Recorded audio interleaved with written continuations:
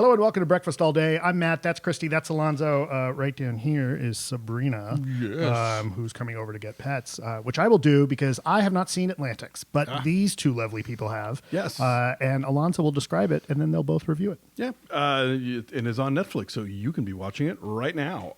It is directed by Mati Diop, who is an actress. She was in Claire Denis' 35 Shots of Rum, and she is the niece, I believe, of a legendary Senegalese filmmaker whose name has just flown out of my head, but his last name was also Diop. Okay. He did a film called Tuki Buki that is screening on the Criterion Channel that was part of like a Martin Scorsese World Cinema curated thing. Jibril Diop, yes. Mom Betty. Yes.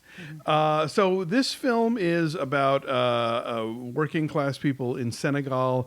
There's a woman named Ada who is betrothed to a rich guy named Omar, but she is in love with a guy named Suleiman who works on a construction crew.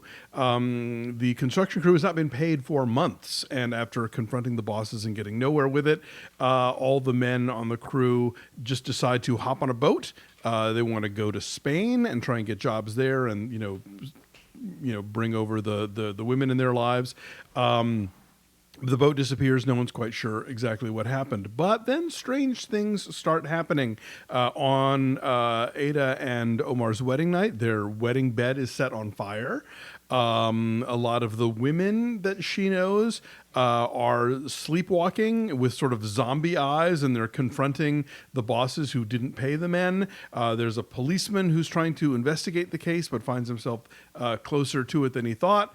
This is a really cool like ghost story and love story and kind of social piece, and all rolled into one in a very assured and fascinating movie. I was like, I had no idea where things were going. I was constantly like, wanting to, it engaged me a great deal. It held my attention. I had no idea what was going on for a long time too. And I think you can watch the whole thing and still have questions, different interpretations as to what is truly happening, right? Yeah. And that is part of what we like about it. We were talking about the churning just now and how frustrating the ambiguity of that was. This is like fascinating and engaging in its ambiguity, which I realize sounds like a contradiction, but there's so much more going on here. Well, and I think ambiguity can be a great device as part of storytelling and characterization. I just think they do it very badly. Yeah. Does it leave you with something to think about and to contemplate, or does it just seem like the filmmaker didn't know what they were doing? Right. Yeah. This is the former, right? So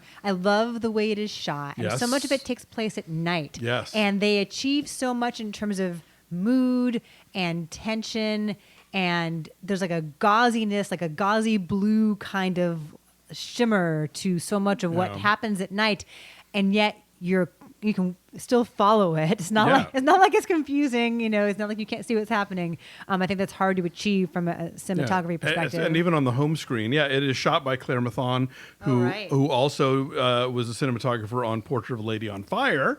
We gave her the LAFCA award for both of those films. It was the first woman we had honored in the best cinematography category. It's such incredibly different films in terms of their looks. Totally. Portrait of a Lady on Fire, which we'll talk about in a few weeks when it comes out theatrically, is just bright and lush colors, and it's like daytime at the beach, and it's blues and it's yellows. Like kind of classic film lighting. And right. This is more like there's a lot of nighttime stuff. There's a lot of sort of like handheld in a sense of just sort of like being in the moment, not like jerking around. There's like intimacy to it. Exactly.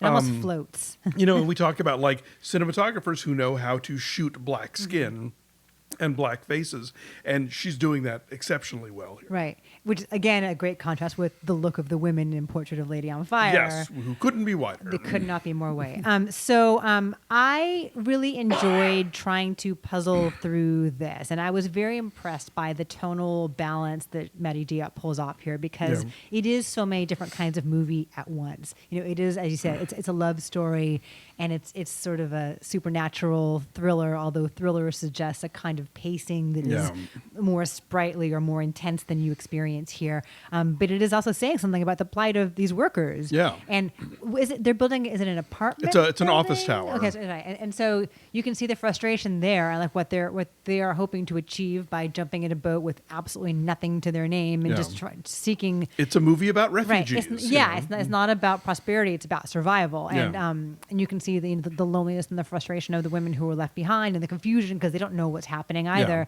And also like the Ada is sort of torn between. She has like one group of friends who are like very devout Muslims and they always have the head covering on, and then the other group who are they go to bars and they like to disco which the more devout friends refer to the other friends as the sluts.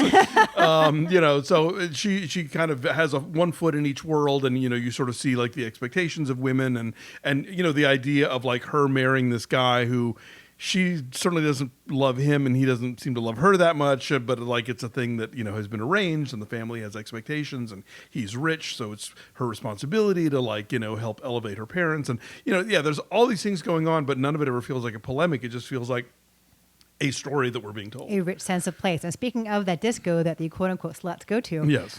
The use of the mirrors in that one room does so much, so elegantly, so efficiently to convey what's really happening in this story. Yes. And once you realize it, you're like, oh, that's what it is. Yeah. But it's also tough to do, I think, because it is a confined space with the mirrors, with the cameras and all the equipment, and it's dark. Yes. But they achieve a lot through what happens at the disco in happy times and also in quieter times. And so that's the whole film has a very vivid sense of place, but that particular location in the film is really crucial, and they achieve a lot within a very confined little area there. I think people when people talk about sort of like what is considered the canon of international cinema, we don't talk a lot about African cinema, although there are a lot of great African filmmakers, Ousmane Sembene, and I think we're seeing, especially now with digital and with the accessibility of and means of production, we're seeing films coming from